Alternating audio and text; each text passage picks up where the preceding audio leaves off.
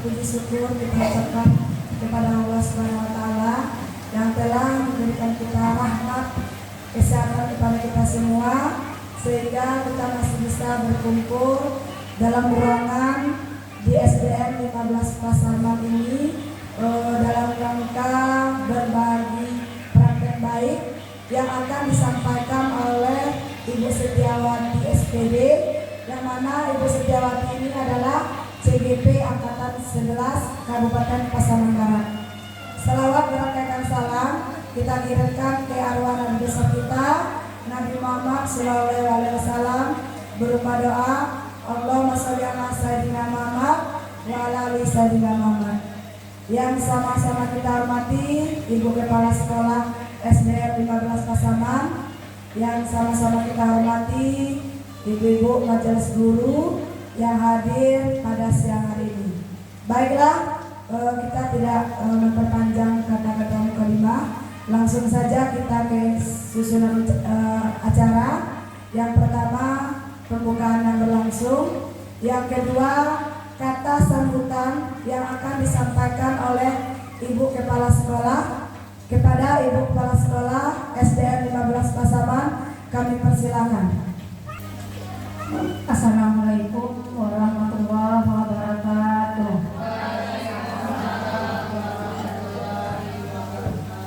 Pertama dan utama sekali, marilah kita panjatkan puji beserta syukur atas kehadirat Allah Subhanahu wa taala yang telah memberikan kita rahmat-Nya, sehingga dengan rahmat-Nya tersebut kita masih bisa melaksanakan tugas kita sehari-hari sebagai pelayan masyarakat, yaitu melayani anak didik kita.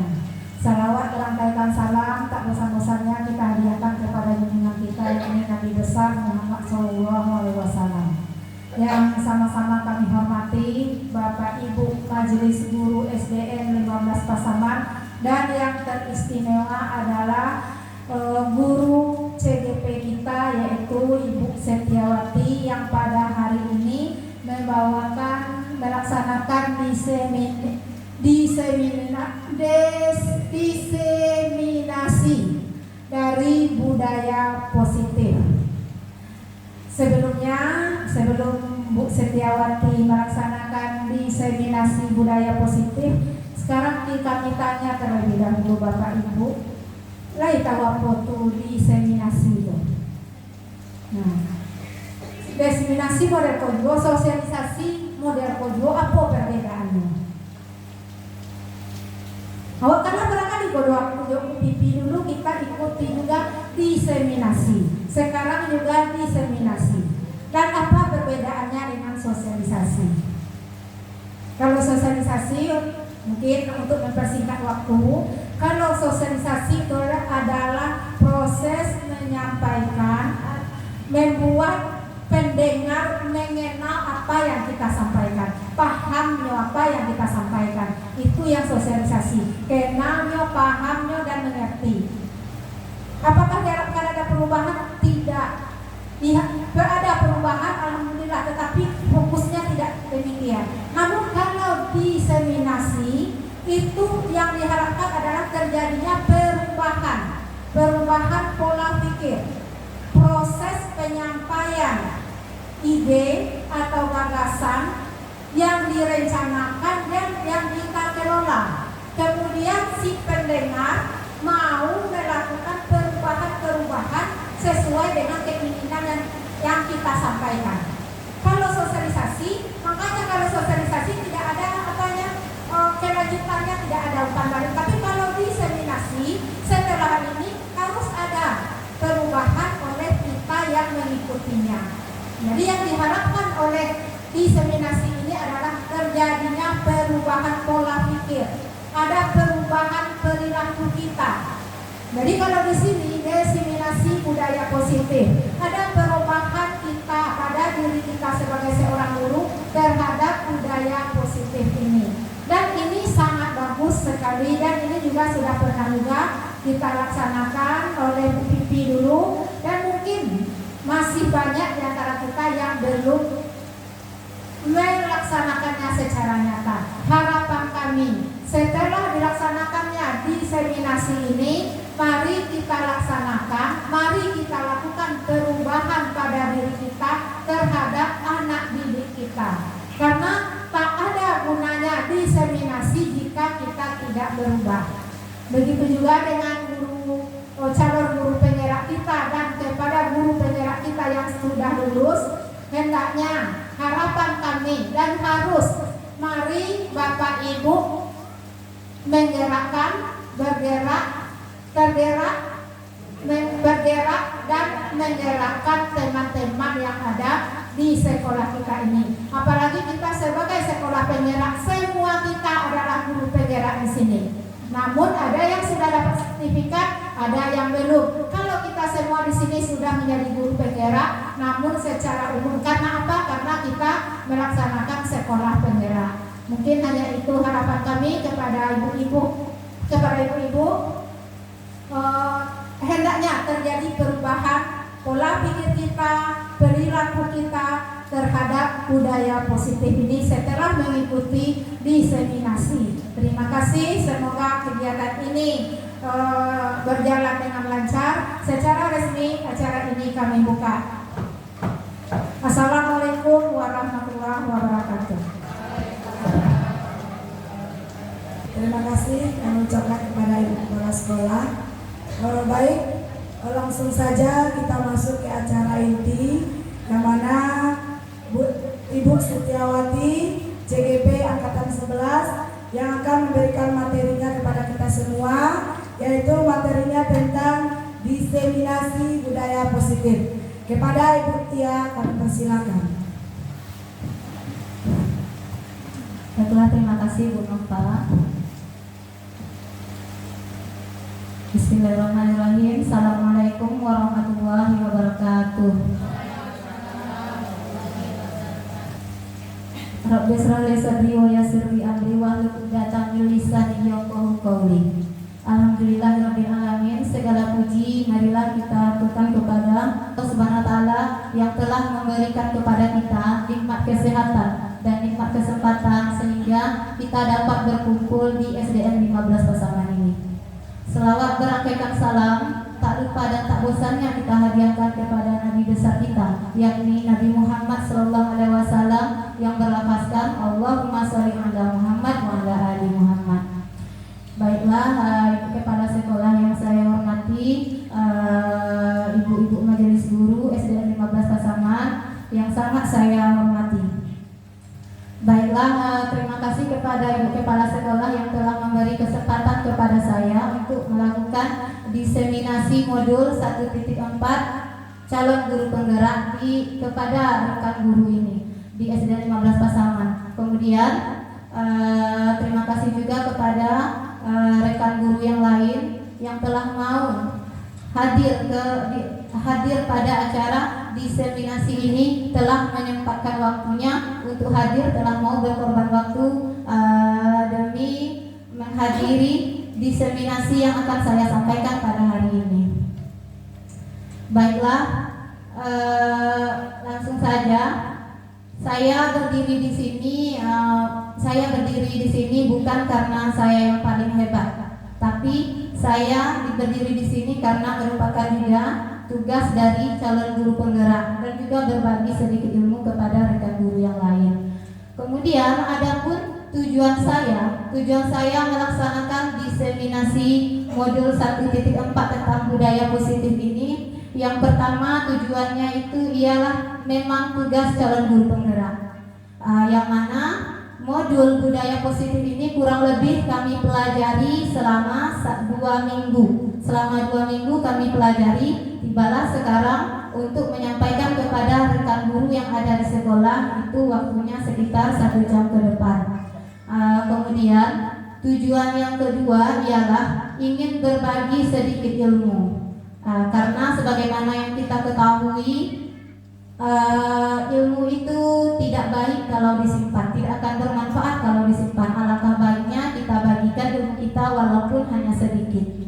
Kemudian tujuannya yang ketiga ialah ingin bekerja sama, berkolaborasi bersama rekan guru yang lain. Kenapa? Karena budaya positif ini tidak akan berhasil jika hanya ada 1 atau 2 orang guru saja yang melaksanakan. budaya positif ini akan berhasil kita laksanakan di sekolah kita kalau semuanya mengikuti, ikut andil dalam melaksanakan budaya positif ini.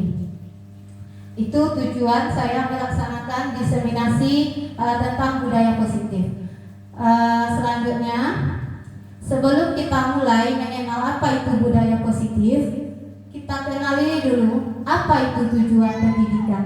Sebagaimana menurut Ki Hajar Dewantara, tujuan pendidikan adalah menuntut segala kodrat yang ada pada anak-anak agar mereka dapat mencapai keselamatan dan kebahagiaan yang setinggi-tingginya, baik sebagai manusia maupun sebagai anggota masyarakat. Oleh sebab itu, pendidik itu hanya dapat menuntun tumbuh atau hidupnya kekuatan kodrat yang ada pada anak-anak agar dapat memperbaiki lakunya, bukan dasarnya. Hidup dan tumbuhnya kekuatan kodrat anak. Jadi ini tujuan pendidikan menurut Ki Hajar Dewantara. Di sini menurut Ki Hajar Dewantara, pendidikan itu adalah menuntun. Ibu-ibu di sini semuanya, apa sih itu menuntun? Ada yang tahu apa itu menuntun? Mungkin ada yang sudah tahu ya. Menuntun itu apa Ibu? Menuntun itu apa? Dalam bahasanya kan pendidikan itu menurut KHD ialah menuntun. Apa itu menuntun? Membimbing, apalagi?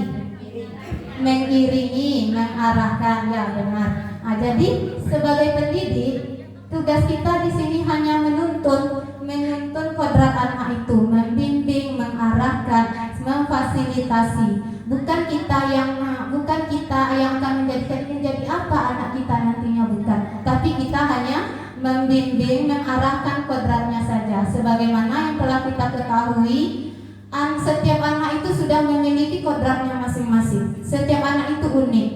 Ada kodratnya masing-masing, ada potensinya masing-masing. Disinilah tugas kita sebagai guru, yaitu untuk menuntun anak, mengarahkan anak mencapai tujuannya supaya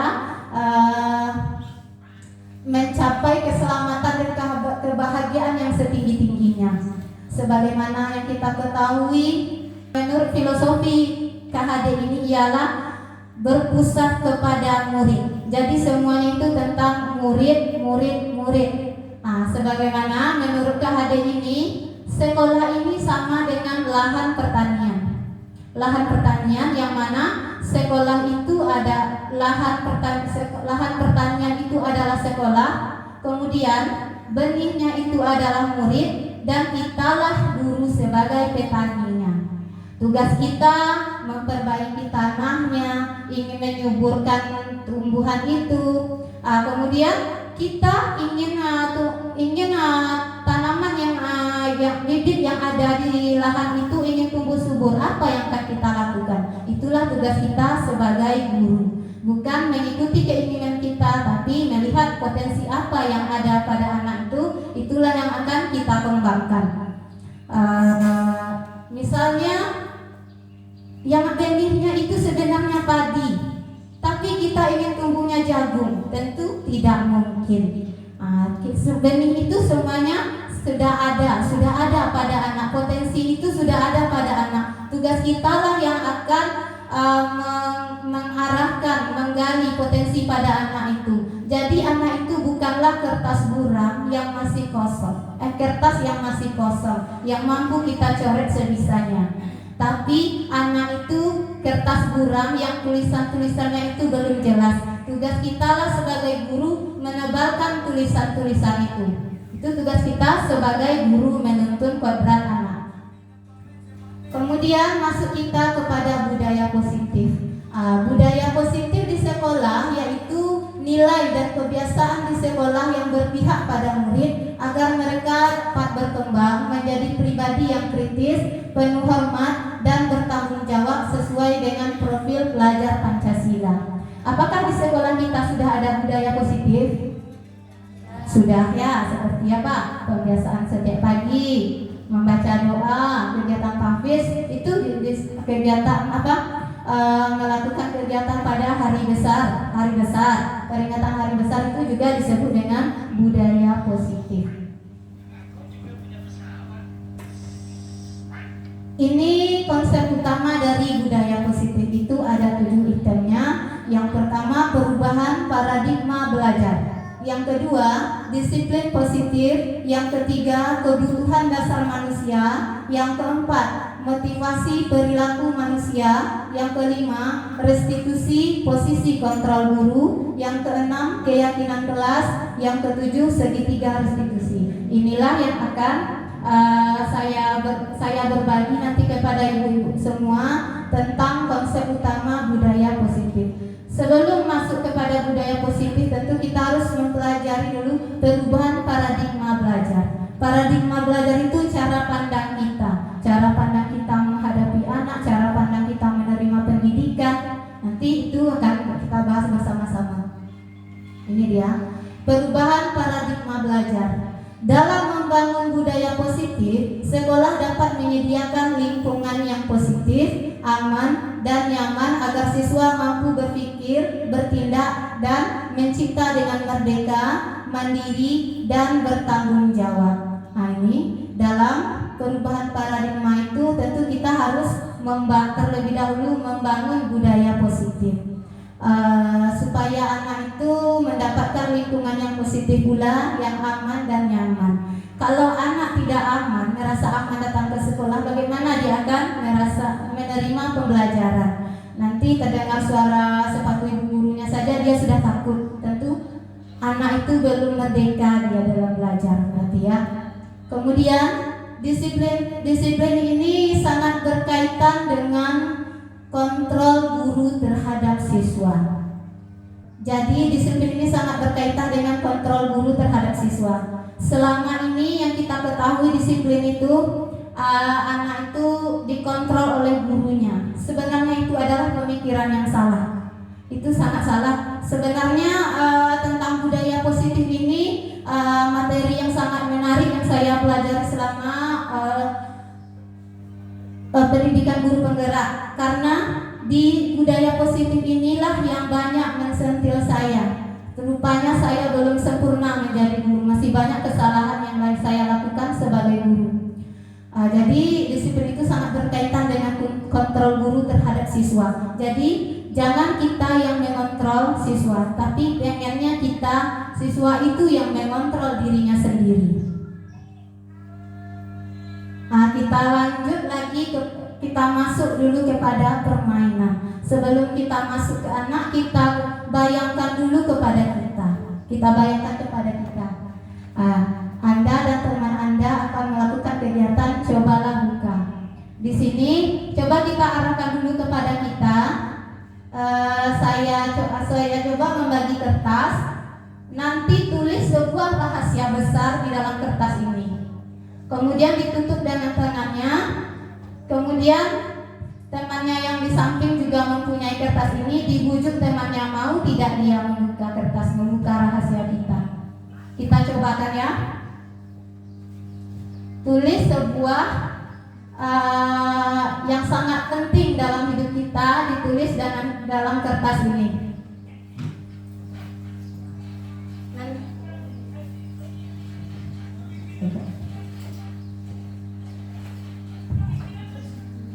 Lah coba dipikirkan.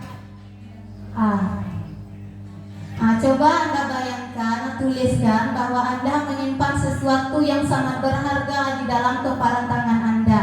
Anda perlu menjaga benda tersebut sekuat tenaga, karena begitu pentingnya untuk kehidupan Anda. Jadi teman yang di sampingnya nanti membujuk supaya mau membuka. Temannya nanti membujuk untuk membuka, mengintimidasi, bahkan ada yang memarahi. Itu sering kita lakukan mungkin ya, supaya anak itu mau membuka diri.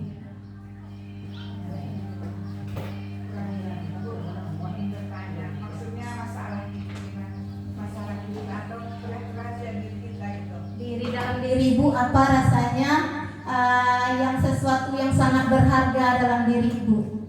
Mau tidak ibu membukanya?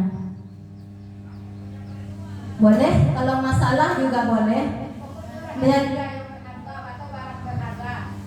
Iya, jadi sebelum kita masuk ke anak, kita bayangkan dulu kepada diri kita. Sudah? Lah, sekarang coba minta temannya untuk membuka. Atau yang temannya boleh suruh buka. Boleh dengan merayu, boleh juga dengan marah-marah.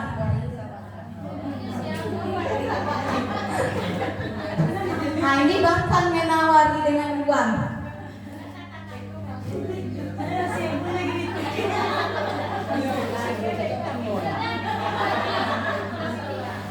Bayangkan itu sebuah rahasia besar.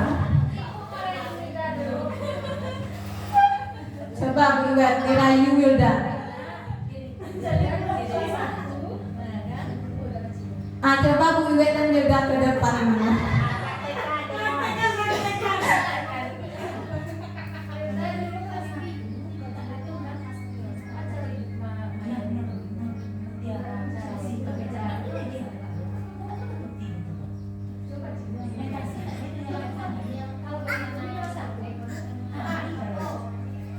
Ya silakan Bu Iwet, dibujuk, dirayu. Ini taktik guru kelas 1 ini. Mempan ya.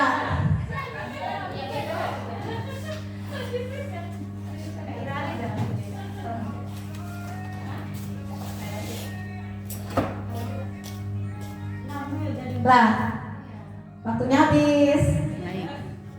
Nah, gimana? Mau nggak Yuda membukanya? Nggak mau. Kak Yola? Nggak mau dia, kabur dia ya. Nah, ini dia. Apakah Anda apakah Anda atau teman Anda membuka kepala tangan Anda? Mengapa? Ada yang membuka di sini? Tidak ada yang membuka. Ya mungkin tidak berarti tidak mampu dikontrol oleh temannya. Tidak mampu diarahkan oleh temannya karena dia memiliki keyakinannya masing-masing. Nah ini yang B. Yang kemudian apakah Anda atau teman Anda menutup kepala tangan Anda? Mengapa? Jadi siapa tadi? Wilda. Kenapa Wilda tidak mau membukanya? Karena rahasia, ada nilai-nilai yang tersembunyi di sana yang tidak ingin diketahui oleh orang lain. Kemudian dalam kegiatan ini sesungguhnya siapa yang memegang kendali atau kontrol untuk membuka atau menutup kepala tangan itu? Siapa? Ya, yang membuka dan menutup kepala tangan kita adalah diri kita sendiri. Karena yang memegang kendali terhadap keputusan kita adalah diri kita sendiri.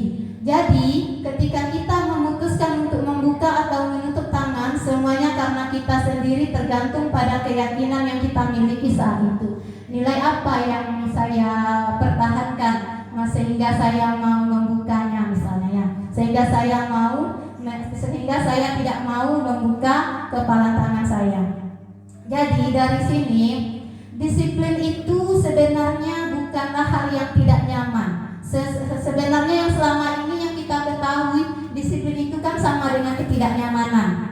Nanti terlambat pasti di luar ini, disuruh ibu nanti, sehingga anak itu tidak nyaman karena dia merasa tidak nyaman dengan disiplin. Yang sebenarnya yang diinginkan oleh menurut Ki Hajar Dewantara itu, disiplin itu sebenarnya disiplin diri yang diinginkannya. Disiplin diri itu kita sendiri yang mengontrol diri kita, bukan karena orang lain. Sehingga dengan adanya disiplin diri pada diri kita akan muncullah potensi-potensi yang ada pada diri kita. Ini perubahan paradigma belajar ini tentang perubahan paradigma teori kontrol, ilusi kontrol oleh Dr. William. Yang pertama, ilusi guru mengontrol murid. Mungkin masih banyak kita, saya pribadi juga, saya mengakui banyak salah selama ini. Saya yang mengontrol murid. Hei kamu, perhatikan ke depan ya. Kalau tidak perhatikan ke depan, nanti kamu tinggal sendiri, tidak boleh istirahat. Perhatikan ke depan. Apakah dengan anak memperhatikan kita, anak itu dapat memahami materi yang kita sampaikan? Belum tentu ya, belum tentu. Karena anak apa? Anak merasa tidak nyaman seperti itu kan. Dia merasa tidak bebas. Kemudian ilusi bahwa semua penguatan positif, efektif dan bermanfaat. Penguatan positifnya misalnya kalau terlambat kamu membaca Asmaul Husna sampai habis. Itu memang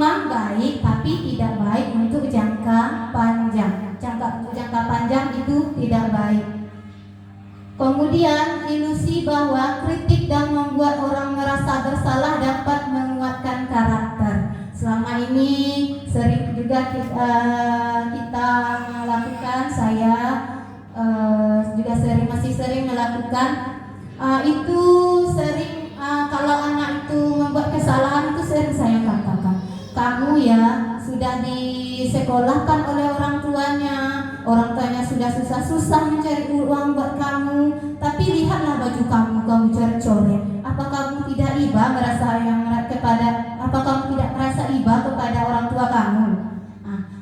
Bahkan kita mungkin merasa bangga telah membuat anak itu menangis, menyesali perbuatannya, tapi itu hanyalah ilusi saja ya.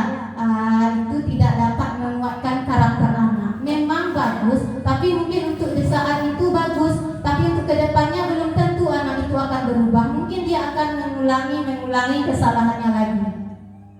Ini ilusi bahwa orang dewasa memiliki hak untuk memaksa. Jadi kita sebagai guru ini yang tidak dibolehkan memaksa kepada anak.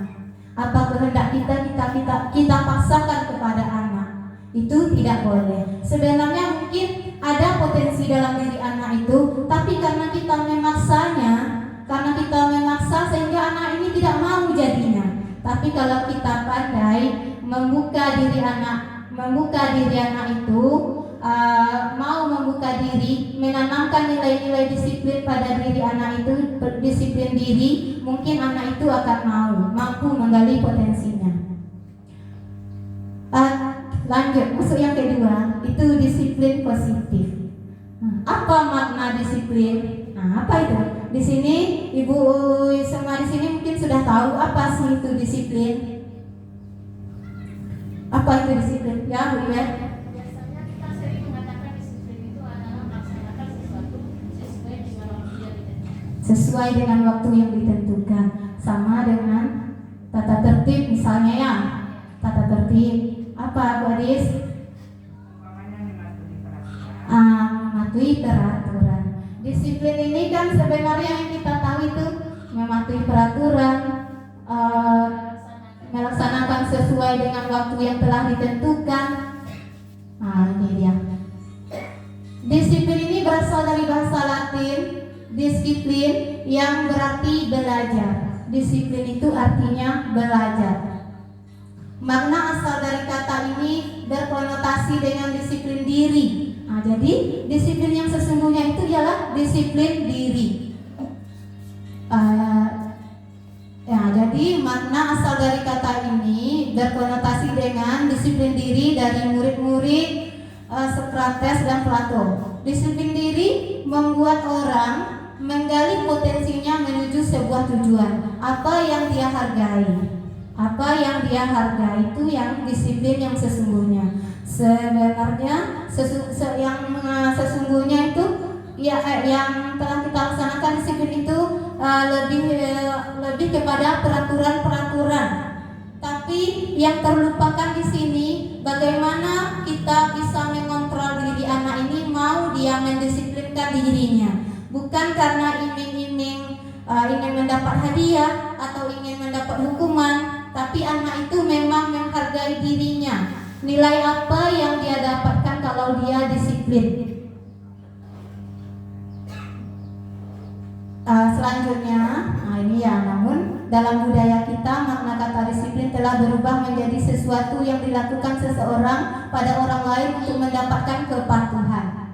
Kecenderungan umum adalah menghubungkan kata disiplin dengan ketidaknyamanan, bukan dengan apa yang kita hargai atau pencapaian suatu tujuan yang mulia. Misalnya, orang memakai helm, kamu pakai helm ya nak? Kalau tidak nanti kamu ditangkap polisi. Sebenarnya memakai helm itu bukan karena takut polisi, tapi sebenarnya memakai helm itu untuk apa? Untuk keselamatan diri kita. Nilai itu yang kita ajarkan kepada anak kita seharusnya ya. Kalau takut polisi mungkin itu nilai-nilai yang lain ya. Ini Disiplin adalah kemampuan memerintah diri sendiri dalam mengontrol dan menguasai diri untuk memilih tindakan yang mengacu pada nilai-nilai yang kita hargai dengan penuh tanggung jawab tanpa terperintah orang lain. Ini dia, nilai disiplin itu sebenarnya ada nilai-nilai yang kita hargai. Kenapa saya harus datang tepat waktu ke sekolah? Apa nilai yang saya hargai? Kemudian nilai-nilai yang kita hargai adalah nilai kebajikan, sifat positif manusia yang merupakan tujuan mulia yang ingin dicapai setiap individu, yaitu nilai-nilai dalam profil pelajar Pancasila. Ada 6 dimensinya ya, nilai-nilai profil pelajar Pancasila. Itu sebenarnya disiplin yang sesungguhnya itu kita mampu mengontrol diri kita sendiri. Nanti kepada anak murid kita itu yang akan kita keluarkan dari anak murid kita, bukan sesuatu yang diinginkan oleh guru, tapi apa nilai-nilai yang diinginkan oleh anak itu. Kita tanamkan pada anak-anak itu nilai-nilai apa yang ada pada kelas kita, pada sekolah kita ini, supaya anak itu nanti tidak melanggar nilai-nilai tersebut. Kemudian kita masuk lagi yang ketiga, kebutuhan dasar manusia. Ini dia, realitas atau kebutuhan setiap orang itu berbeda. Kita harus berusaha memahami pandangan orang lain tentang dunia. Setiap orang memiliki gambaran yang berbeda. Jadi kalau kita arahkan kepada anak didik kita, setiap anak itu setiap harinya berbeda kebutuhan dasarnya. Sama kita juga orang dewasa juga menginginkan kebutuhannya. Ada juga kebutuhan dasar yang kita inginkan sebagai orang dewasa, apalagi itu adalah anak murid, akan banyak peserta didik, akan banyak nilai, akan banyak kebutuhan dasar yang dia inginkan, yang mana kebutuhan ini akan berbeda setiap anak. Kita kenali dulu kebutuhan apa yang belum terpenuhi pada anak itu. Nah, kita orang dewasa juga butuh ya apa tuh lagu apa yang viral di TikTok, aku butuh perhatian. Nah itu kan kita orang dewasa sebenarnya juga butuh perhatian. Mana dia nih, cinta, kasih, dan rasa diterima. Nah itu contoh salah satunya sebagai orang dewasa. Kebutuhan yang pertama itu ialah survival, yaitu bertahan hidup. Kebutuhan yang pertama itu adalah bertahan hidup. Kita kenali dulu anak kita itu, kalau dia ada masalah, apa kebutuhan yang belum terpenuhi pada dia, atau mungkin karena dia belum makan, karena dia belum sarapan sehingga dia tidak mampu menerima pembelajaran. Berarti dia membutuhkan kebutuhan dasarnya apa? Itu bertahan hidup. Dia merasa lapar sehingga dalam belajar itu dia tidak tenang, dia tidak mampu menerima pembelajaran dengan baik. Kemudian kebutuhan dasar yang kedua ialah cinta, kasih, dan diterima, kasih sayang. Mungkin anak kita ini ingin butuh perhatian dari kita sehingga dia suka mengganggu temannya, ingin butuh kasih sayang dari kita. Itu yang kurang dari anak itu mungkin, sehingga dia membuat kesalahan, mengganggu temannya, kemudian tidak mendengarkan gurunya berbicara. Mungkin dia sedang membutuhkan cinta atau kasih sayang dari kita. Kita kenali kebutuhan apa yang diinginkan oleh anak kita itu. Kemudian yang kedua, kebutuhan kesenangan. Ada anak yang mengganggu temannya karena iseng aja, Bu, ingin mengganggu teman. Kenapa kamu mengganggu Adi terus misalnya ya, padahal Adi ini gak salah, karena iseng aja, Bu. Berarti dia itu sedang membutuhkan kesenangan. Kita kenali anak itu dulu. Kemudian yang ketiga itu ialah penguasaan. Kebutuhan penguasaan. Dia ingin menjadi orang yang hebat, ingin diperhatikan terus. Di kelas ini pokoknya semua mata tertuju padanya. Berarti dia itu membutuhkan penguasaan, ingin menjadi orang hebat misalnya. Kemudian selanjutnya yang terakhir ialah kebebasan. mungkin anak ini di dalam kelas belajar dengan kita, dia bosan. Nanti kalau ibu itu masuk nanti palingan disuruh mencatat, dikerjakan latihan, ibu tuh asik-asik aja nanti duduk. Bosan kita belajar seperti itu terus. Berarti anak itu membutuhkan kebebasan. Jadi dalam belajar itu tidak apa-apa juga kita selingi dengan kesenangan apa yang diinginkan anak itu ya. Mungkin dia ingin dikasih ice breaking misalnya, atau pembelajarannya ingin yang berbeda, kita kasih latihan. Saya tidak mau membaca bu, nonton video saja nanti bu.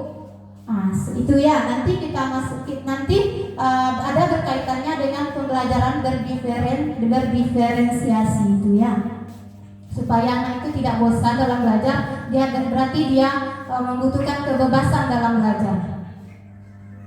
Ini kita masuk lagi kepada kasus. Ibu Ria, guru kelas 6 di SD Permai, sedang bingung menghadapi ulah salah satu murid di kelas bernama Agus. Beberapa anak telah datang dan mengeluh Agus yang seringkali meminta bekal makan siang mereka dengan paksa.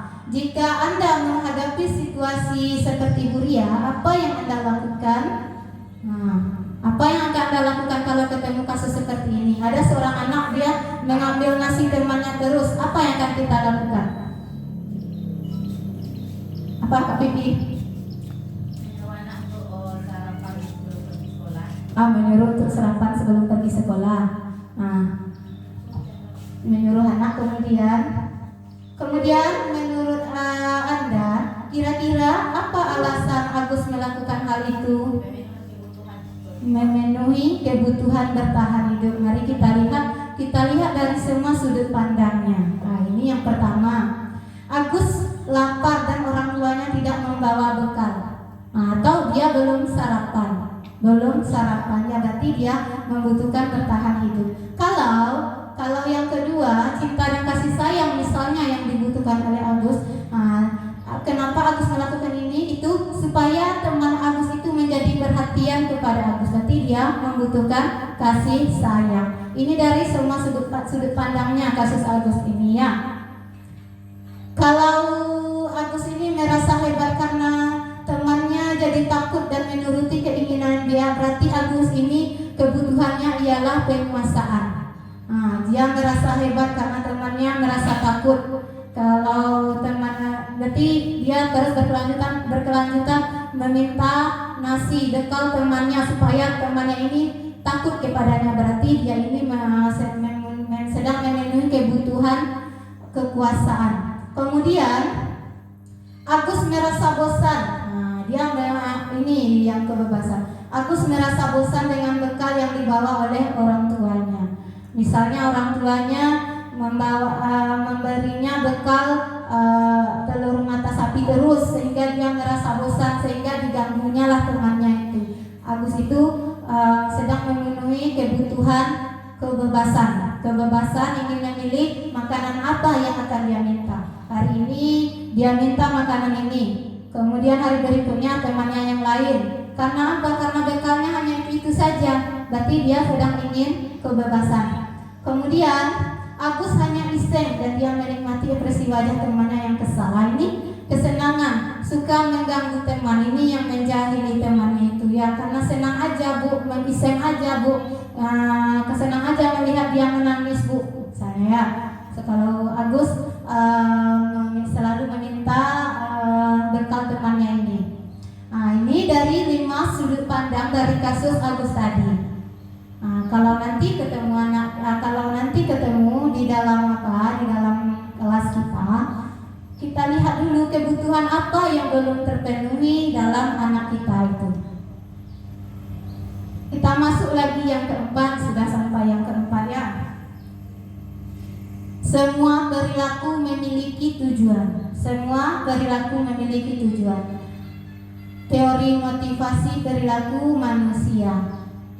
Teori motivasi perilaku manusia yang pertama, untuk menghindari ketidaknyamanan atau hukuman. Apa yang akan terjadi apabila saya tidak melakukannya? Ini perilaku yang kita lakukan ini berarti dia motivasi eksternal, motivasi dari luar. Kalau kita tidak melakukannya, nanti kita akan dihukum. Kita akan merasa tidak nyaman nanti kalau kita tidak melakukannya. Kemudian, ini motivasi eksternal. Kemudian yang kedua, untuk mendapatkan imbalan dari orang lain atau institusi.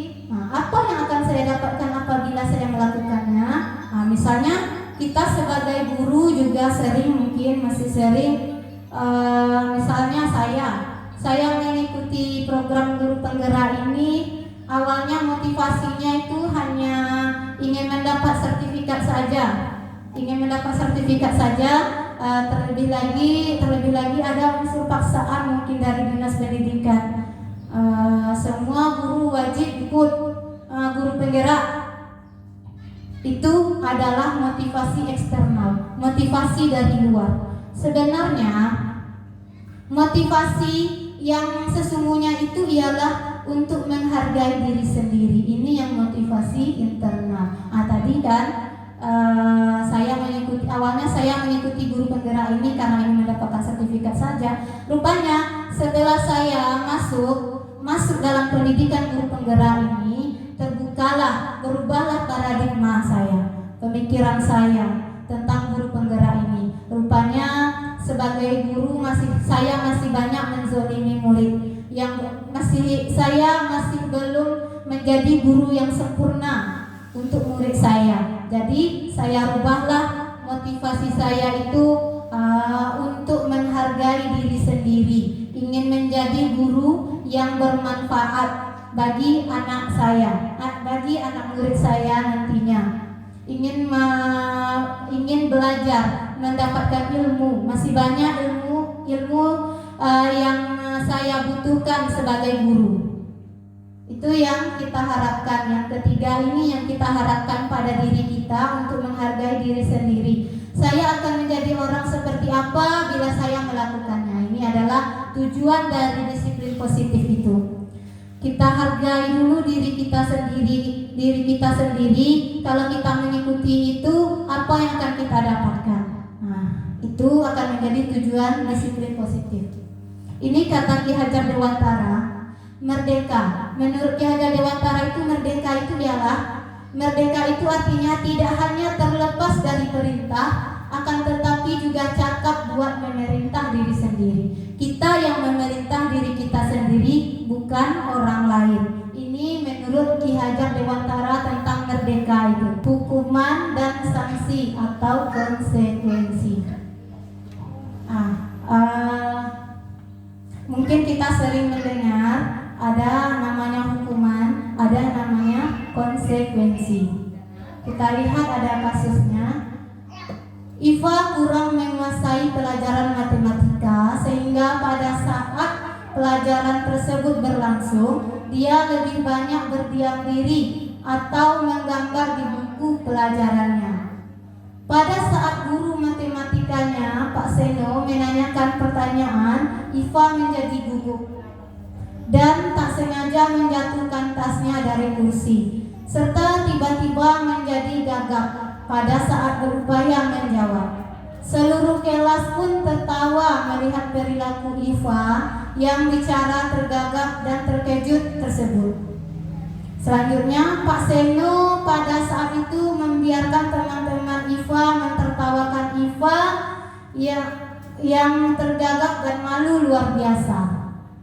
Pak Seno ini hanya membiarkannya saja, melihat Iva ini ditertawakan oleh temannya.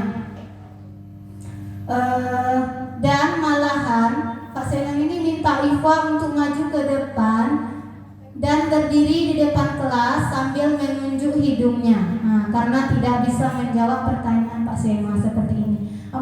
Kita mungkin sering juga melaksanakan, dulu kalau saya di sekolah dulu waktu sekolah dasar sering itu. Kalau tidak dapat nanti taga itiak ringko. Itu yang dilakukan oleh Pak Seno terhadap Iva. Kelas makin gaduh dan anak-anak pun tertawa melihat Iva di depan kelas memegang ujung hidungnya. Jadi, apakah ibu semua setuju setuju dengan tindakan Pak Seno terhadap Iva? Tidak. Mengapa? Masih mempermalukan. Membuat Iva sudah malu, masih mempermalukan Iva. Menurut ibu semua, tindakan Pak Seno terhadap Iva adalah sebuah hukuman atau konsekuensi? Hukuman. Mengapa? Karena tidak ada apanya ya, karena tidak ada hubungannya dengan pelajaran matematika itu. Berdiri di depan kelas menunjuk hidung itu tidak ada hubungannya dengan pelajaran. Kemudian apa sih bedanya hukuman dengan konsekuensi? Apa bedanya? Ada jalan keluarnya konsekuensi.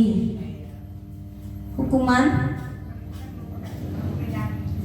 hanya menyakitinya saja, ya hanya satu arah saja.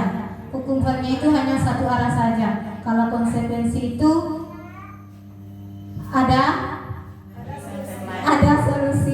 solusinya tadi ya. Kemudian yang lebih hukuman ini tidak ada kaitannya dengan pelajaran, dengan kegiatan saat itu. Kalau konsekuensi ada kaitannya. Misalnya terlambat datang ke kelas 5 menit, konsekuensinya apa? Nah, misalnya kamu keluar, tidak boleh masuk, itu sama dengan hukumannya. Berarti anak itu rugi 2 kali. Konsekuensinya lah, kalau terlambat 5 menit berarti nanti kalau teman kamu istirahat, kamu belum istirahat ya, tinggal kamu di kelas selama 5 menit. Itu yang namanya konsekuensi. Itu salah satu contohnya. Nah, ini dia. Hukuman itu sama dengan identitas gagal.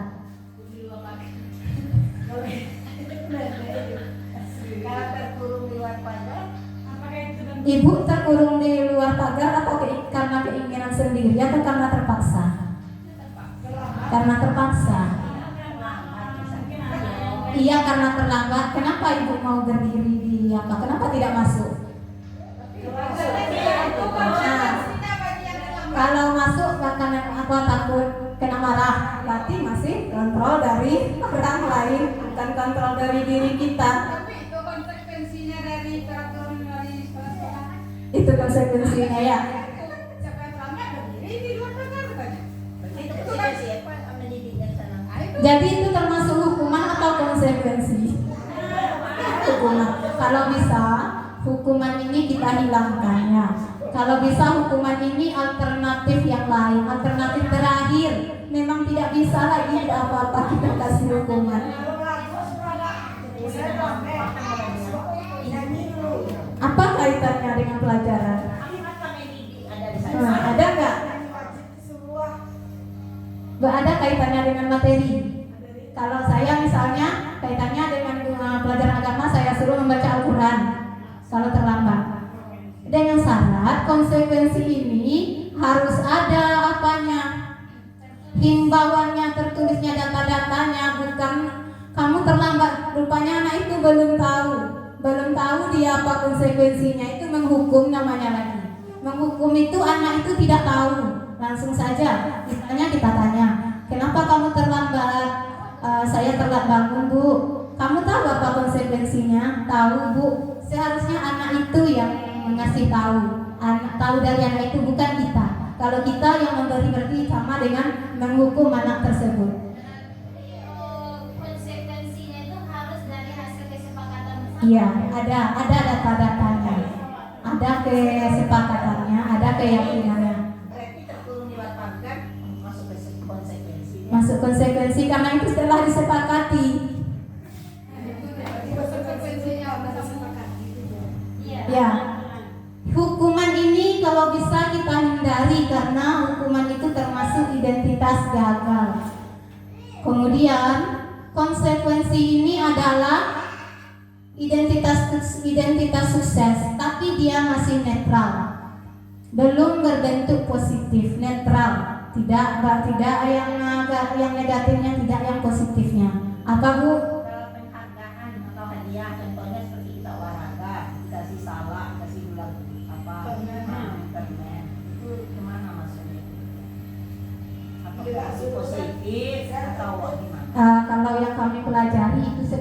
tidak boleh. Keyboardnya. Ya. Kalau yang kami pelajari, kenapa dikasih misalnya apa? Kenapa dikasih buah-buahan? supaya teratur. Supaya teratur. Berarti itu namanya mengontrol anak kita yang mengontrolnya, bukan anak itu. Tapi kita belajar sekarang bagaimana supaya anak ini mau bisa mengontrol dirinya sendiri. Kalau seperti itu, berarti kita yang mengontrol anak itu. Memang bagusnya hanya untuk saat itu saja, Nanti takutnya anak ketergantungan. Kalau tidak ada buah lagi, dia tidak mau tertib ya. Hanya mendapat imbalan saja. Nah, itu motivasi eksternal, motivasi dari luar. Kalau konsekuensi sesuatu harus terjadi.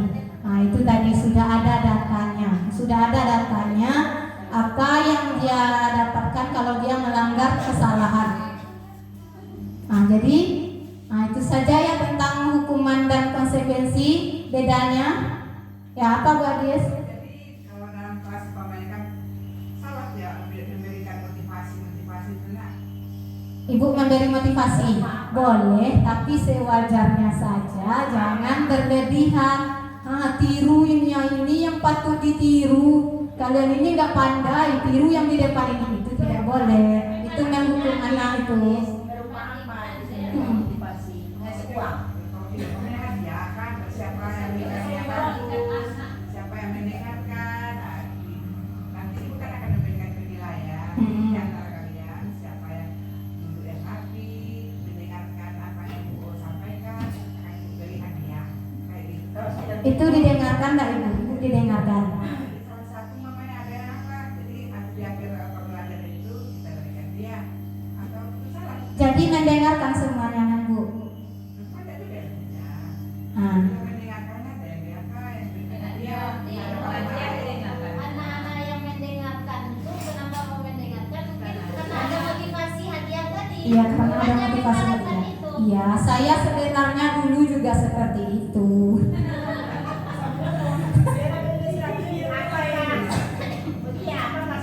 Jempol dikasih itu juga tidak boleh. Kalau jempol mungkin boleh, bagus ya seperti itu. Boleh kalau jempol. Yang tidak boleh itu yang berlebih-lebihan, Kemudian saya juga seperti itu dulu ya Bu Adis ya. Kemudian setelah mempelajari di pendidikan guru penggerak ini, rupanya iya juga ya. Kalau kita seperti itu memberi hadiah, itu gunanya hanya untuk kita saja. Tapi kita ingin menciptakan generasi emas tahun 2045. Nah, kita menanamkan nilai-nilai kebajikan sebenarnya dalam anak kita. Nilai-nilai yang akan kita tanamkan pada diri anak itu. Iya, kesadaran. Kemudian kesadarannya itu juga kita harus tahu. Kita ada prosesnya nanti. Jangan kita sudah menceramainya, rasanya sudah diceramai, sudah wah mengecek, tapi tidak ya. Mungkin teorinya yang salah. Ada langkah-langkah yang tertinggal dari kita yang kita laksanakan. Nah itu pada budaya positif ini, makanya tidak bisa hanya seorang guru saja yang menerapkan. Budaya positif ini semuanya harus menerapkan. Mulai dari kelas dulu, baru nanti tercakup ke sekolah. Dari kelas dulu masuk ke lingkungan sekolah nanti. Nah itu dia, hukuman itu termasuk identitas gagal. Kalau bisa kita hindari hukuman ini. Mari kita berlatih. Hukuman atau konsekuensi. Lari mengelilingi lapangan basket 2 kali karena terlambat hadir di sekolah. Hukuman. Membersihkan coretan yang dibuatnya di meja tulis. Konsekuensi. Supaya mejanya bersih, tak kotor. Murid diminta untuk push up 15 kali karena tidak menggunakan masker. Nah, tidak ada kaitannya ya masker dengan push up. Kemudian menggantikan kertas tugas teman yang telah dicoret-coret. Konsekuensi. Berjemur di lapangan basket Berjemur di lapangan basket pukul 12 siang karena mengobrol dengan teman. Masuk hukuman. murid diminta bertelanjang kaki sepanjang hari karena tidak menggunakan sepatu warna hitam sesuai peraturan sekolah. Hukuman nanti kita lihat.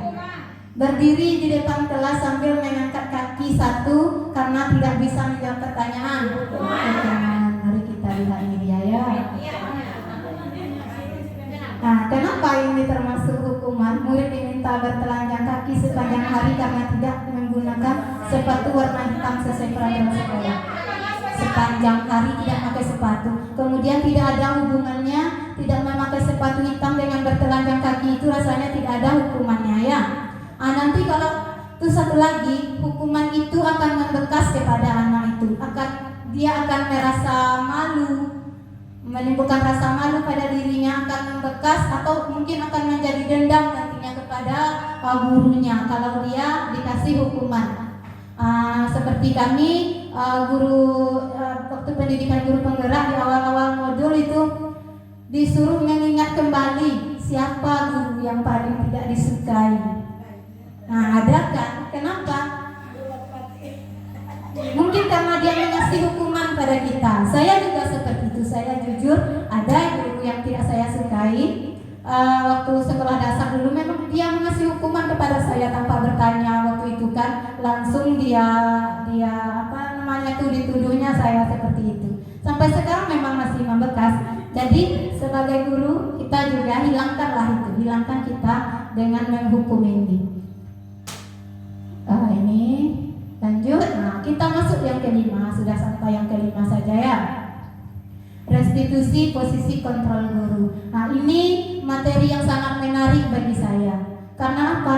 Dari kelima ini, karena materi ini banyak yang mengenai diri saya. Rupanya saya salah satunya dari yang tidak baik, yang identitas gagal ini. Selama ini saya salah rupanya. Posisi kontrol guru yang pertama itu penghukum, pembuat merasa bersalah, teman, pemantau, dan manajer. Ini dia. Identitas gagal itu ada dua. Yang pertama penghukum dan pembuat rasa bersalah. Penghukum ini guru menghardik, menunjuk-nunjuk.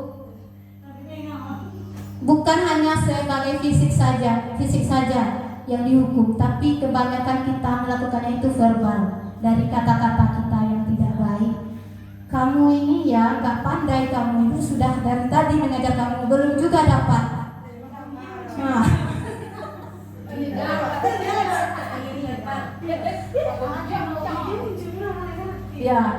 Ini kalau kamu tidak melakukannya, awas kamu ya, rasakan nanti nggak keluar main kamu. Itu menghukum itu. Hasilnya apa? Anak kita itu nanti dia akan memberontak, kemudian menyalahkan orang lain, dan ini yang sering dia akan berbohong. Anak itu akan berbohong itu karena menghindari hukuman itu dia akan berbohong. Kemudian yang kedua pembuat rasa bersalah. Pembuat rasa bersalah inilah guru yang sering berceramah itu. Mengatakan seharusnya kamu seperti ini nak, ibu kecewa sama kamu. Itu pembuat anak merasa bersalah. Sudah bagus-bagus kelas kita bikin, kamu rusak, ibu kecewa sama kamu. Itu membuat anak merasa bersalah itu.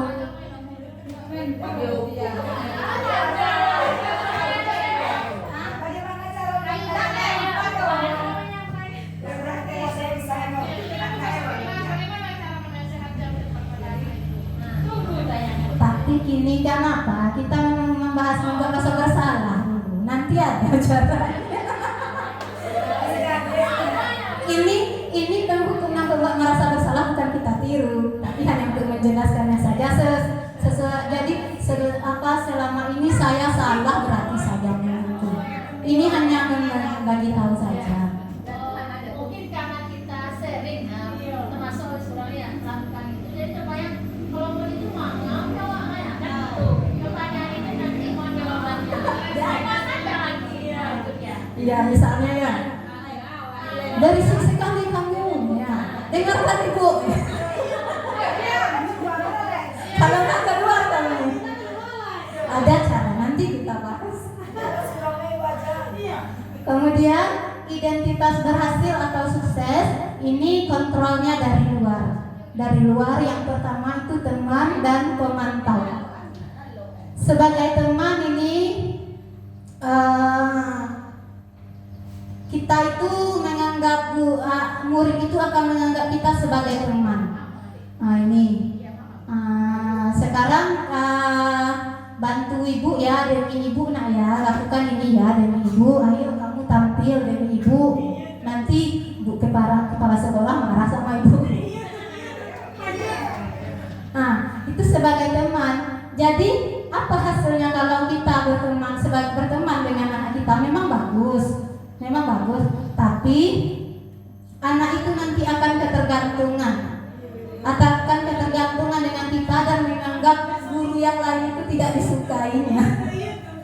Dia gurunya hanya seorang saja. Ya, guru yang lain tidak mau didengarkannya. Guru wali kelasnya didengarkannya.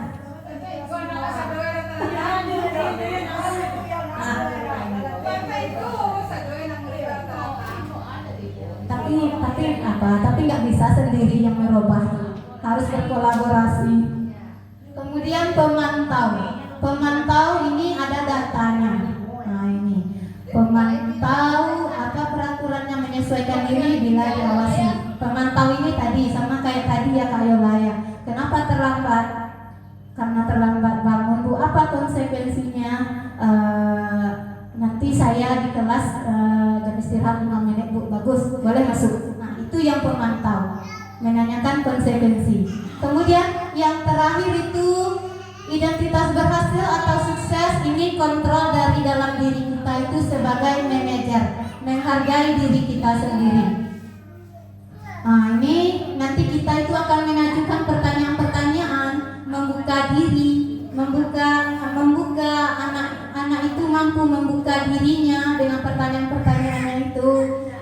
Apa tentunya sebagai manajer ini harus ada keyakinan kelas kita, harus ada nilai-nilai kebajikan di dalam kelas kita. Kalau tidak ada nilai-nilai kebajikan, keyakinan kelas kita, bagaimana kita sebagai manajer mampu menyelesaikan masalah anak kita itu ya. Jadi tentu sebagai manajer kita buat dulu keyakinan kelas kita, nilai-nilai kebajikan yang kita yakini di kelas itu. Nah ini dia posisi kontrol dulu kata-katanya. Kalau dia membuat orang merasa bersalah, saya kecewa sekali dengan kamu. Kamu tidak pernah benar melakukannya, salah terus kamu. Nah itu kata-kata itu menghukum itu ya. Sudah diajari belum juga dapat. Kemudian ayo lakukan demi ibu ya, ibu sebagai teman. Ayo tampil demi ibu ya, kamu tampil. Kemudian apakah kamu mau mendapat stiker bintang hari ini? Ini pemantau. Nah, ini konsekuensi tadi ya Bu ya, pemantau. Kalau dia hafal satu surat nanti kamu dapat bintang. Ini pemantau ini. Pemantau ini juga termasuk identitas sukses, tapi kontrolnya dari luar, boleh dilakukan. Kemudian bagaimana kamu bisa menyelesaikan masalah ini? Ini yang manajer. Anak tuh yang menyelesaikan masalah, bukan kita. Penghukum, kamu selalu yang paling terakhir. Ini penghukum. Ini selalu berarti gitu tar. Berarti seperti itu terus anak itu.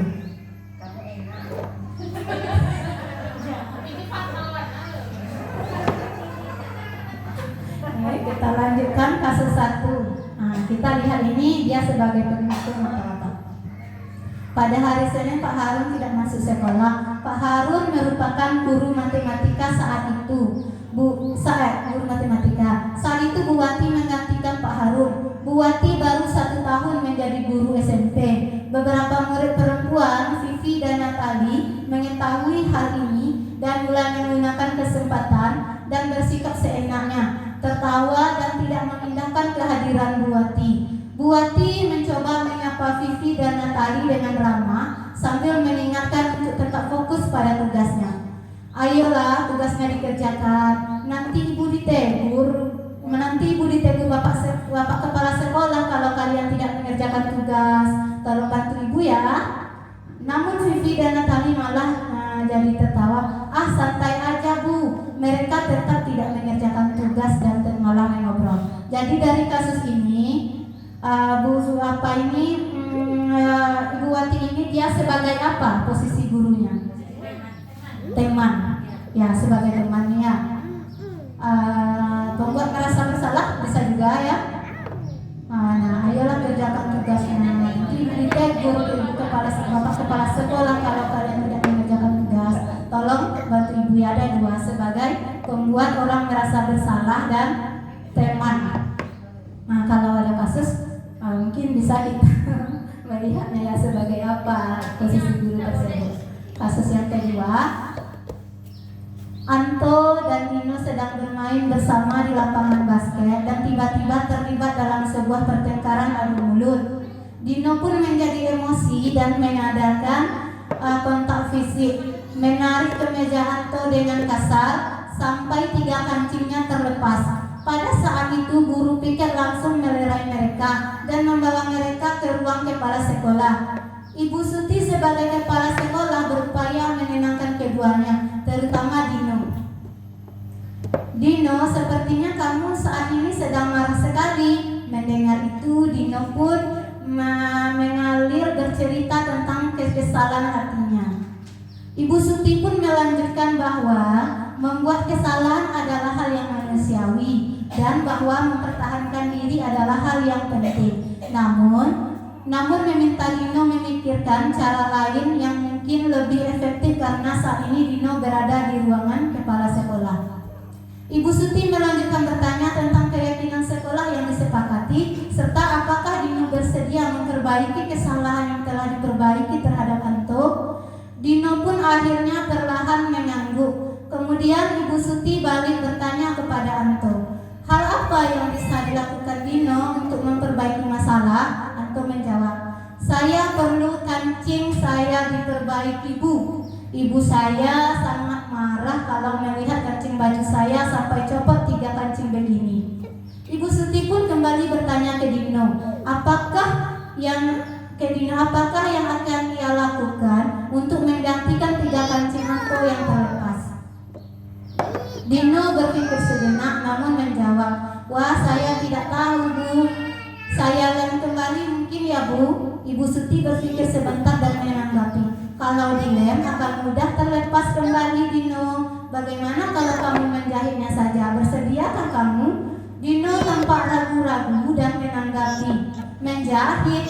Mana saya tahu bagaimana menjahit bu. Ibu Suti meneruskan, apakah kamu bersedia belajar menjahit? Dino berpikir sejenak, memandang ke meja Anto dan menanggapi, yang mengajari saya siapa bu?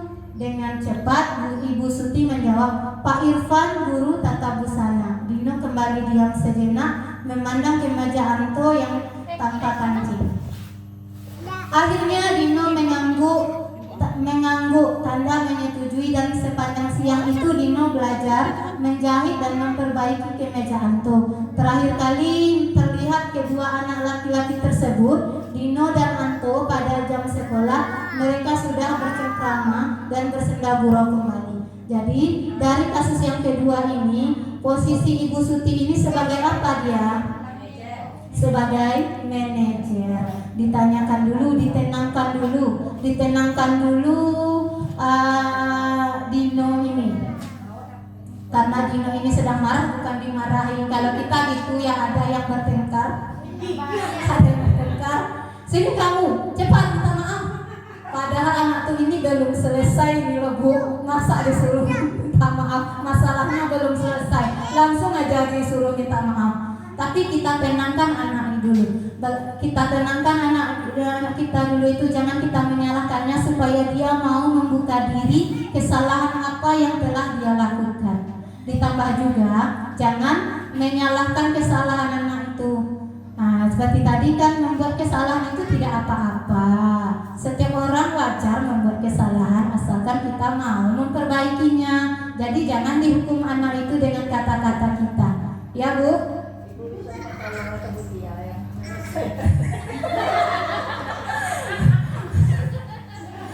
Wah, nanti bertambah jabatan saya guru BK.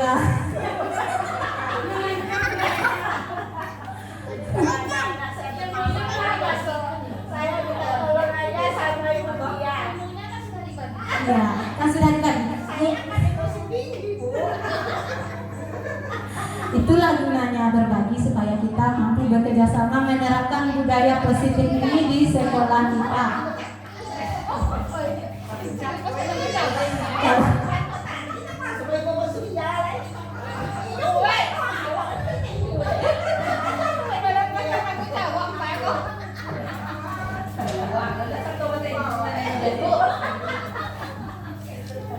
Nanti kita cobakan Weni, kita cobakan dengan syaratnya konsisten kita lakukan, bukan hanya sekali saja dilakukan, sekali nggak ada perubahannya. Kalau sekali mana ada perubahan, tapi konsisten kita lakukan. Kita coba. Terus menerus benar. Ya, jadi di sini posisi Bu Siti itu sebagai manajer.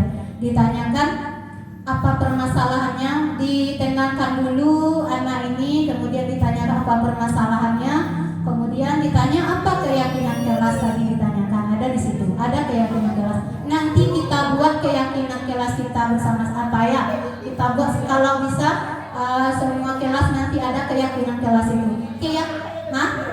Tidak boleh sama. Keyakinan kelas itu tidak boleh sama. Keyakinan kelas itu bukan dari gurunya, tapi dari anak itu. Dari anak itu dapat keyakinan kelas. Dari anak itu kita dapatkan, kita buatlah menjadi nilai-nilai kebajikan. Lihat nilai-nilai kebajikan. Misalnya, nanti itu ada materinya. Ini dia keyakinan kelas. Keyakinan kelas adalah nilai-nilai kebajikan atau prinsip-prinsip universal yang disepakati bersama secara universal, lepas dari perbedaan agama, suku, negara, dan bahasa.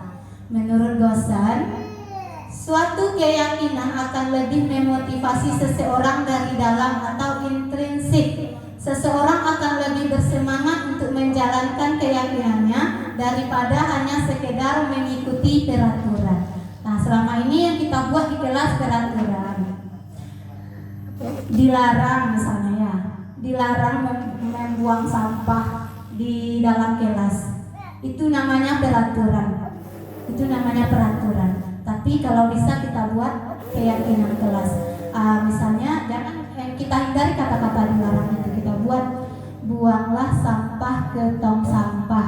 Kita buat di sampingnya nilainya kebersihan. Berarti nilai ini nilai kebersihan. Nanti kalau ada anak yang membuang sampah di kelas itu, kita tanya dulu, kamu tahu nggak nilai apa yang di kelas kita ini? Nilai kebersihan, Bu. Apakah yang kamu lakukan ini sudah sesuai dengan nilai kebajikan kelas kita? Belum, Bu. Jadi bagaimana caranya? Nah, nanti seperti itu nanti ya. Buang sampah sembarangan, Bu. Ya. Jangan buang sampah, tapi buanglah sampah pada tempatnya. Iya, atau misalnya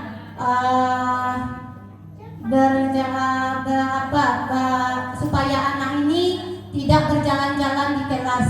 Supaya anak tidak berjalan-jalan di kelas, kita nanti anak itu membuat yang dibuatnya jangan berlari-lari di kelas. Kita buat kata-kata positifnya. Berjalanlah di kelas sesuai dengan garisnya. Jadi itu nilainya apa? Nilai kebajikannya apa? Nilai kebajikannya itu bisa dengan keamanan, ketertiban. Ada nilai-nilai. Jadi setiap peraturan itu kita jadikan dia menjadi keyakinan kelas. Setiap keyakinan kelas itu ada nilai-nilai kebajikan yang kita tanamkan pada anak itu. Nah, ini dia. Dari peraturan kelas tadi, peraturan kelas kita minta kepada anak itu apa yang diinginkannya di kelas itu namanya peraturan. Kita buatlah peraturan kelas itu menjadi keyakinan kelas. Dari keyakinan kelas itu akan muncul nanti lingkungan yang positif.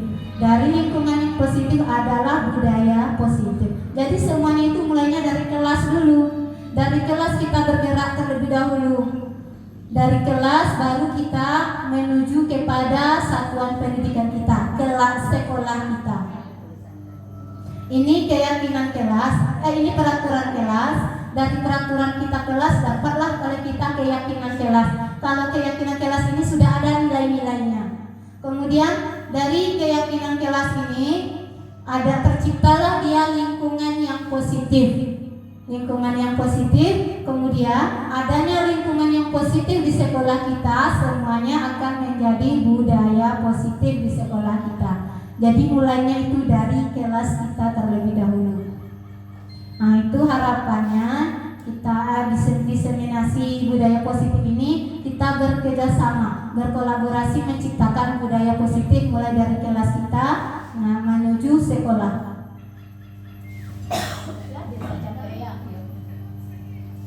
Ini dia. Ini peraturan. Selalu kembalikan buku ke tempatnya. Boleh kata seperti ini dibuat ya.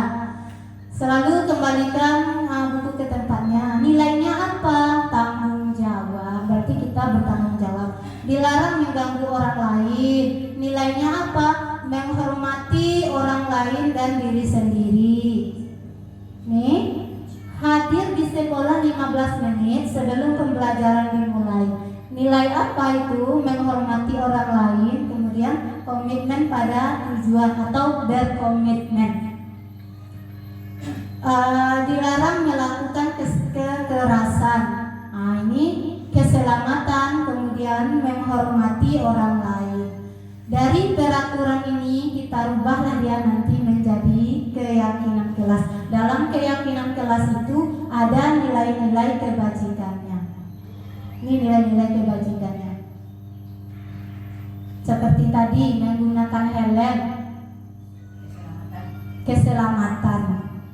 Nah, jangan karena takut kepada Pak Polisi. Nah, ini dia untuk membentuk keyakinan kelas itu yang pertama pembentukan keyakinan kelas. Keyakinan kelas ini bersifat lebih abstrak daripada peraturan. Lebih abstrak daripada peraturan. Peraturan ini kan fokus satu tujuan saja. Dilarang tadi apa? Dilarang berkelahi misalnya. Nilainya kalau dia keyakinan kelas menghargai orang lain, menghargai diri sendiri. Kemudian pernyataan keyakinan kelas dibuat dalam bentuk positif, dibuat dia dalam bentuk positif.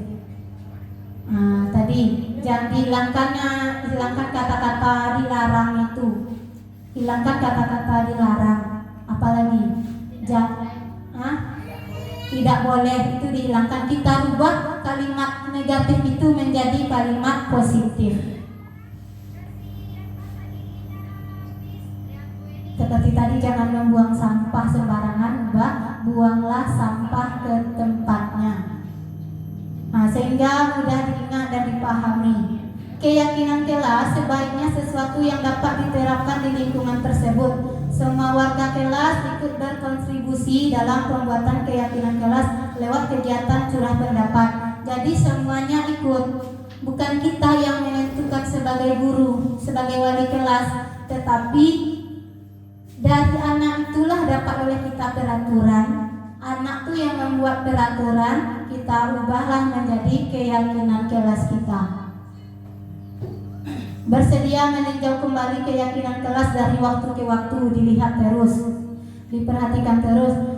Misalnya keyakinan kelas, kita tinjau dari waktu ke waktu keyakinan kelas yang kita buat itu.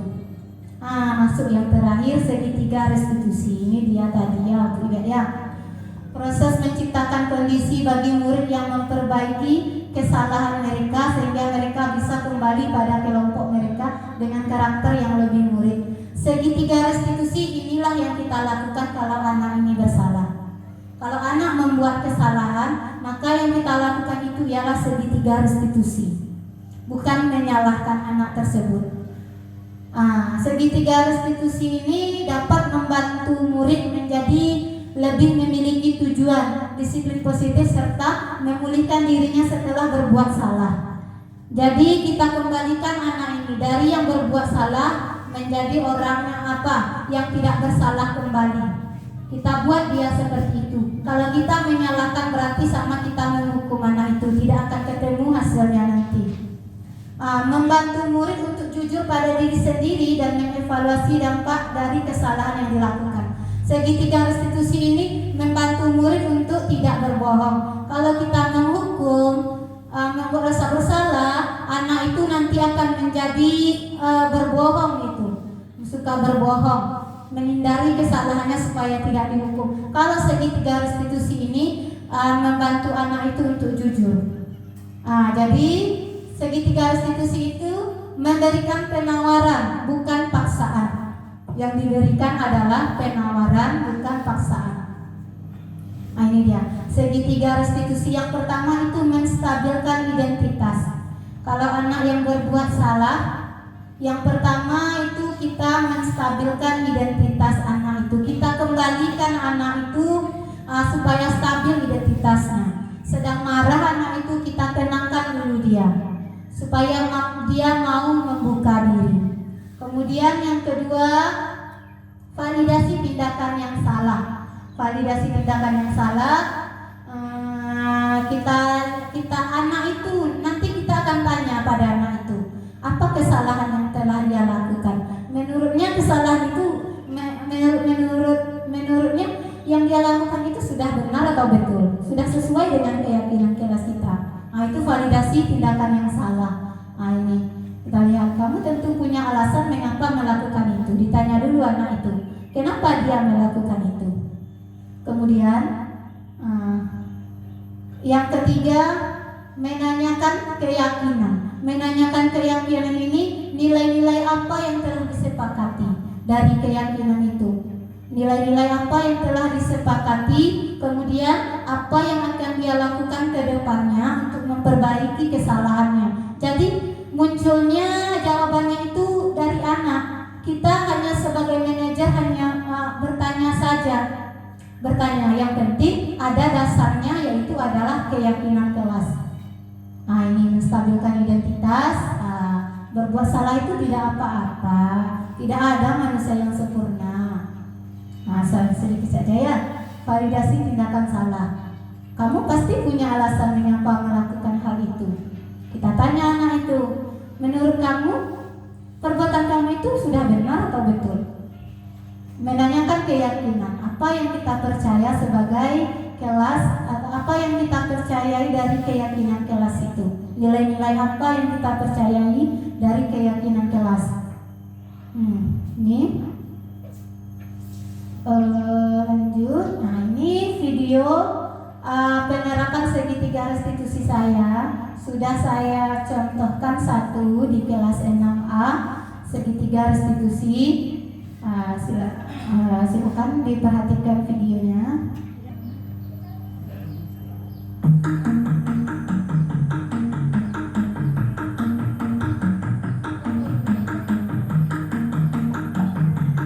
Ini namanya kita masih belajar, tentu masih ada kesalahannya ya.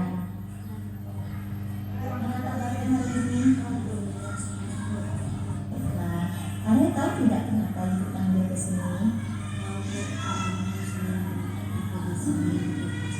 Ya, Ray melakukan medisnya berkelas. Apa hal yang Ray lakukan? Memukul buku pakai gigi. Tadi sudah ditegur ya, Araya sudah ditegur satu kali. Kemudian Aray masih tetap mengulanginya lagi. Kenapa Aray melakukan hal yang demikian? Karena Aray hobi tampil, baiklah. Aray hobi tampil sehingga memukul buku dengan gigi. Tentu hanya buku yang Aray pukul, bukan meja. Kalau Aray tidak bisa memukul gigi Aray, mungkin Aray bisa memukul meja, memukul papan tulis, dan merusak perawatan yang ada di kelas Araya, di kelas kita ya. Sebenarnya melakukan kesalahan itu tidak apa-apa. Ibu dulu juga pernah melakukan kesalahan, asalkan kita mau memperbaiki kesalahan itu dan tidak mengulanginya lagi. Menurut Arai, apa salah satu keyakinan kelas kita? Saling menghargai. Yang Arai lakukan itu kan membuat kemiskinan. Kira-kira sudah sesuai belum dengan keyakinan kelas kita?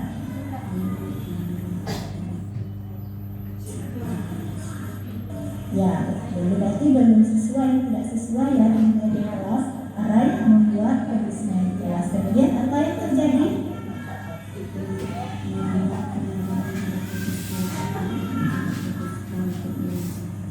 Nah, itu sekali ya, teman-teman yang lain akan merasa terganggu dalam belajar tentang kebisingan yang Arai buat, dan ibu juga akan tidak fokus mengajar kalau Arai juga melakukan kebisingan di kelas. Teman-teman merasa rugi, ibu juga merasa tidak dihargai di kelas. Kira-kira hal apa yang akan Arai lakukan untuk memperbaiki kesalahan yang Arai buat?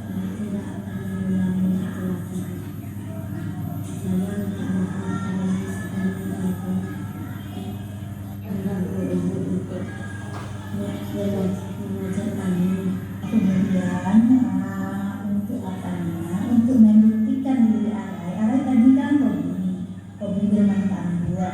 Untuk membuktikan diri Arai, apa yang akan Arai lakukan? Saya akan berlatih lebih giat untuk membuktikan bahwa saya akan menjadi